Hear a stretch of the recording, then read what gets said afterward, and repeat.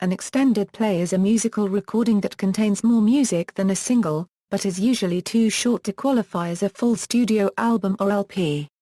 The term EP originally referred to specific types of vinyl records other than 78 RPM standard play records and LP records, but it is now applied to mid-length compact discs and music downloads as well. Ricardo Barker of the Denver Post said, EPs are originally extended play single releases that are shorter than traditional albums. Have long been popular with punk and indie bands. In the United Kingdom, the official chart company defines a boundary between EP and album classification at 25 minutes of length or 4 tracks. History: EPs were released in various sizes in different eras. The earliest multi-track records, issued around 1919 by Grey Gull Records, were vertically cut 78 RPMs discs known as 2-inch-1 records. These had finer than usual grooves, like Edison disc records. By 1949, when the 45 RPM single and 33.33 RPMs LP were competing formats, 7-inch 45 RPM singles had a maximum playing time of only about 4 minutes per side. Partly as an attempt to compete with the LP, introduced in 1948 by rival Columbia Records, RCA Victor introduced extended play 45s during 1952.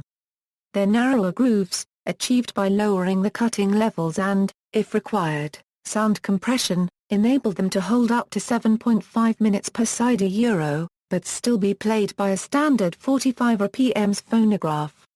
These were usually 10-inch LPs split onto 2 7-inch EPs or 12-inch LPs split onto 3 7-inch EPs, either sold separately or together in gatefold covers. This practice became much less common with the advent of triple-speed available phonographs. Some classical music albums released at the beginning of the LP era were also distributed as EP albums. Notably the 7 operas that Arturo Toscanini conducted on radio between 1944 and 1954. These opera EPs, originally broadcast on the NBC radio network and manufactured by RCA, which owned the NBC network then, were made available both in 45 RPMs and 33.33 RPMs. In the 1990s, they began appearing on compact discs. RCA also had success in the format with their top money earner, Elvis Presley, issuing 28 Elvis EPs between 1956 and 1967, many of which topped the separate Billboard EP chart during its brief existence. During the 1950s, RCA published several EP albums of Walt Disney movies, containing both the story and the songs. These usually featured the original casts of actors and actresses. Each album contained 2 7-inch records, plus a fully illustrated booklet containing the text of the recording, so that children could follow along by reading. Some of the titles included Snow White and the Seven Dwarfs, Pinocchio, and what was then a recent release, the movie version of 20,000 Leagues Under the Sea that was presented in 1954. The recording and publishing of 20,000 Leagues Under the Sea was an unusual one. It did not employ the movie's cast, and years later, a 12-inch 33 RPM album of the film, with a nearly identical script, but another different cast, was sold by Disneyland Records in conjunction with the re-release of the movie in 1963. Because of the popularity of other formats, SP records became less popular and the production of SPs in Japan was suspended in 1963. In the 1950s and 1960s, EPs were usually compilations of singles or album samplers and were typically played at 45 RPMs on 7-inch discs, with 2 songs on each side. Other than those published by RCA, EPs were relatively uncommon in the United States and Canada, but they were widely sold in the United Kingdom and in some other European countries, during the 1950s and 1960s. Record Retailer printed the first EP chart in 1960. The New Musical Express, Melody Maker, Disc and Music Echo and the Record Mirror continued to list EPs on their respective singles charts. The Beatles' Twist and Shout outsold most singles for some weeks in 1963. When the BBC and Record Retailer commissioned the British Market Research Bureau to compile a chart, it was restricted to singles and EPs disappeared from the listings. In the Philippines, 7-inch EPs marketed as mini LPs were introduced in 1970, with tracks selected from an album and packaging resembling the album they were taken from.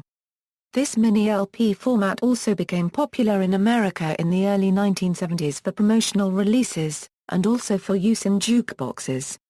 Stevie Wonder included a bonus 4-song EP with his double LP songs In the Key of Life in 1976. During the 1970s and 1980s, there was less standardization and EPs were made on 7-inch, 10-inch or 12-inch discs running either 33.33 or 45 RPMs. Some novelty EPs used odd shapes and colors, and a few of them were picture discs. Alice in Chains was the first band to ever have an EP reach number 1 on the Billboard album chart. Its EP, Jar of Flies, was published on January 25, 1994. In 2004, Linkin Park and Jay-Z's collaboration EP, Collision Course, was the next to reach the number 1 spot after Alice in Chains. In 2010, the cast of the television series Glee became the first artist to have 2 EPs reach number 1, with Glee, The Music, The Power of Madonna on the week of May 8, 2010, and Glee, The Music, Journey to Regionals on the week of June 26, 2010. In 2010, Warner Bros. Records revived the format with their 6-pack offering of 6 songs on a compact disc. Defining EP, the first EPs were 7-inch vinyl records with more tracks than a normal single. Although they shared size and speed with singles, they were a recognizably different format than the 7-inch single. Although they could be named after a lead track, they were generally given a different title. Examples include the Beatles' Hits EP from 1963, and the Troggs Tops EP from 1966, both of which collected previously released tracks. The playing time was generally between 10 and 15 minutes.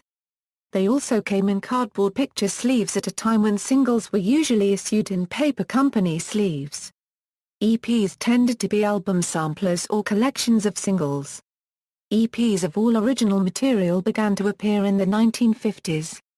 Examples are Elvis Presley's Love Me Tender from 1956 and Just For You, Peace in the Valley, and Jailhouse Rock from 1957, and the Kinks' King Size Session from 1964.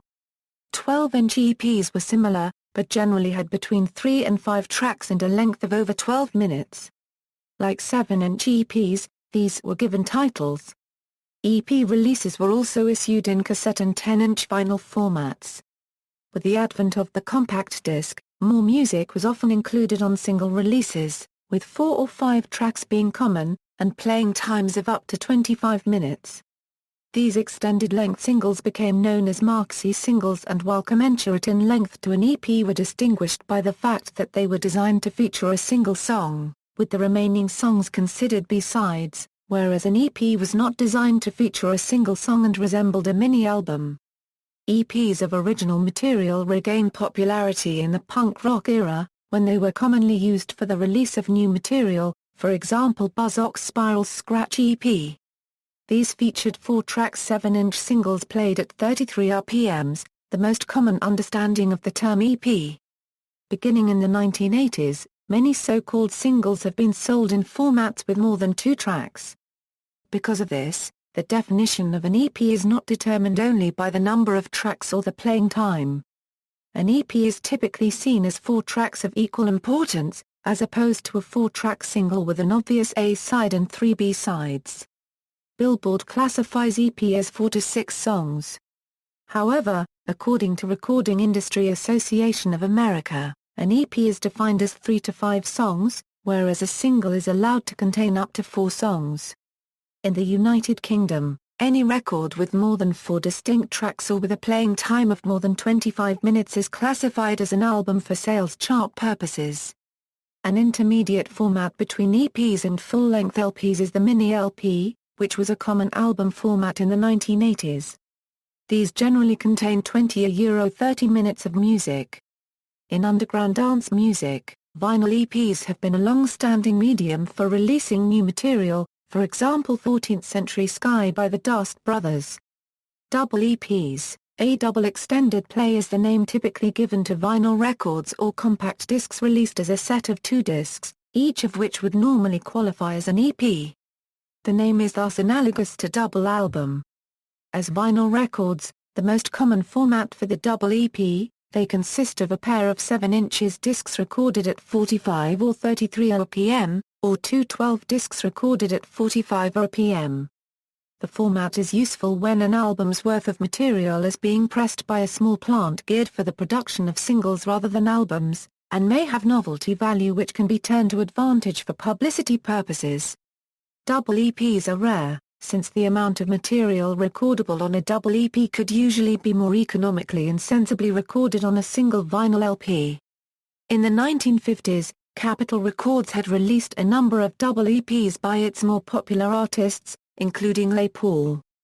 The pair of double EPs were described on the original covers as parts of a four-part album. In 1960, Joe Meek's One Here a New World double EP was released in 1960 and has since become a collector's item. Probably the most well-known double EP is the Beatles' Magical Mystery Tour, released as a double 7" EP in the United Kingdom 11 days after the long-playing version, which became the standard for compact disc reissue, was released in the United States. The Style Council album The Cost of Loving was originally issued as two 12" EPs. It is becoming less uncommon to release two 12" 45s rather than a single 12 LP. Though there are 11 songs that total about 40 minutes, enough for one LP, the songs are spread across two 12" 45 RPM discs. Also, the vinyl pressing of Hail to the Thief by Radiohead uses this practice but is considered to be a full-length album. Earlier, in 1982, Cabaret Voltaire released their studio album 2x45 on the UK-based label Rough Trade, featuring extended tracks over four sides of two 12/45 RPM discs, and complex yet austere graphics by artist Neville Brody.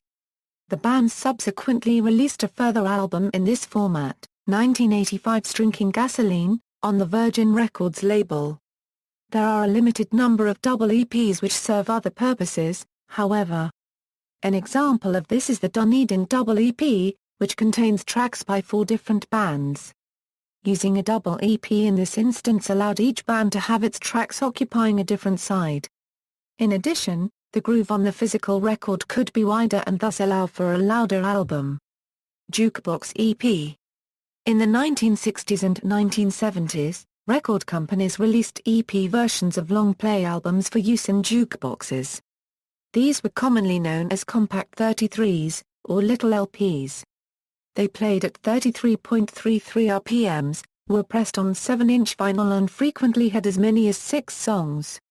What made them EP-like was the fact that some songs were omitted for time purposes, and the tracks deemed the most popular were left on. Unlike most EPs before them, and most 7" vinyl in general, these were issued in stereo. See also, gramophone record, long play, maxi single, list of number 1 EPs, references.